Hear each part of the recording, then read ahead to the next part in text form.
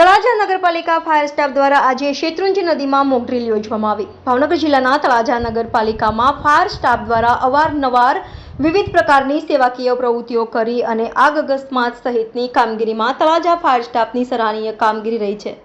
ત્યારે આજ રોજ સવારે 11 કલાકે તળાજા નગરપાલિકા ફાયર સ્ટાફ દ્વારા પ્રી મોન્સૂનના ભાગરૂપે શેત્રુંજી નદી કાંઠે બચાવ કામગીરી અંગે અતિ આધુનિક સાધનો જેવા કે રેસ્ક્યુ ક્રાફ્ટની મદદથી પૂર જેવી પરિસ્થિતિમાં કઈ રીતે બચાવ થઈ શકે તે બાબતની મોક ડ્રીલનું આયોજન કરવામાં આવ્યું હતું।